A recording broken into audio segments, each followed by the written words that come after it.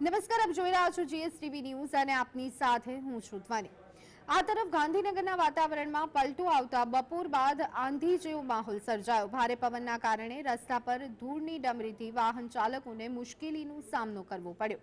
સતત 2 દિવસથી ભારે બફારો અને ગરમી વચ્ચે વાતાવરણમાં પલટાથી પાટનગરવાસીઓને ગરમીમાંથી આંશિક રાહત મળી છે।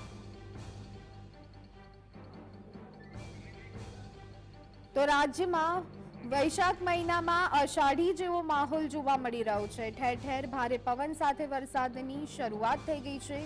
ગાંધીનગર શહેરમાં પણ વરસાદ શરૂ થઈ ગયો છે। અત્યારે હાલ સમગ્ર રાજ્યમાં વાતાવરણમાં પલટો જોવા મળી રહ્યો છે।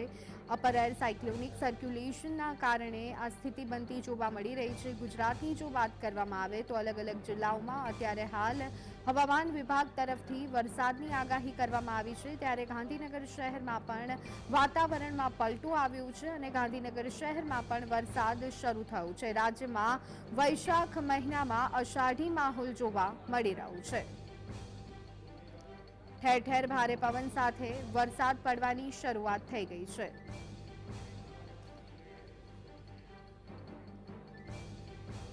તો ન માત્ર ગાંધીનગર પરંતુ અમદાવાદમાં પણ વાતાવરણમાં પલટો જોવા મળી રહ્યો છે। અમદાવાદના વાતાવરણની જો વાત કરીએ તો અત્યારે હાલ પવનની સ્પીડ વધી ગઈ છે। ત્યારે આ સંદર્ભે વધુ અપડેટ મેળવી લઈએ। અમારા સંવાદદાતા જતીન અમારી સાથે જોડાઈ ગયા છે।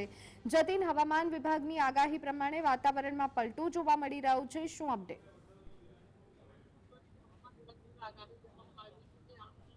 દિવસ અમદાવાદમાં ભારે પવન સાથે વરસાદ રહેવાનું છે। હાલ દ્રશ્યો બતાવીશ તો અમદાવાદમાં હાલ આપણે બાપુનગર ખાતે ઉપસ્થિત છીએ। દ્રશ્યો જોઈ રહ્યા છે કે પવન જે છે તે ફૂંકાઈ રહ્યો છે, તેની સાથે વાતાવરણમાં પણ પલટો જોવા મળી રહ્યો છે। વાતાવરણની જો વાત કરીએ તો ક્યાંક ને ક્યાંક પવન જોવા મળી રહ્યો છે, તેના કારણે ધૂળની ડુમરીઓ જે છે તે પણ જોવા મળી રહ્યું છે, એટલે કે વાહન ચાલકોને તેને લઈ ચલાવવામાં ખૂબ જ મુશ્કેલીનો સામનો કરવો પડી રહ્યો છે।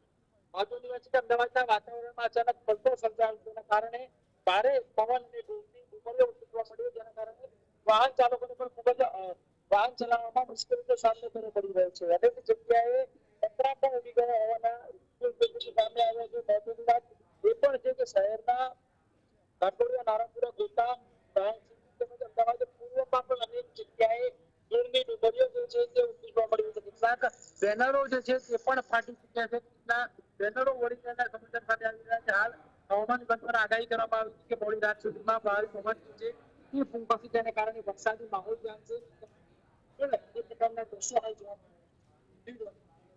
જી બિલકુલ જતીન, આપણે જોઈ રહ્યા છીએ કે ગરમીની ઋતુમાં અત્યારે હાલ લગભગ ચોમાસા જેવો માહોલ બનતો આપણને જોવા મળી રહ્યો છે। અમદાવાદ સહિત અનેક જગ્યાએ વરસાદી ઝાપટાની આગાહી કરવામાં આવી છે। ગાંધીનગરમાં પણ વાતાવરણમાં પલટો તો અમદાવાદમાં પણ બદલાવ જોવા મળી રહ્યો છે।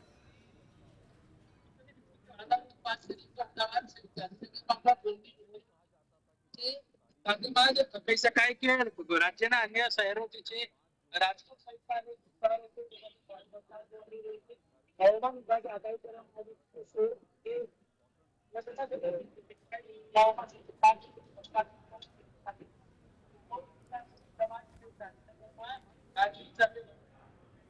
આભાર જતીન, અમારી સાથે જોડાવા બદલ અને સમગ્ર માહિતી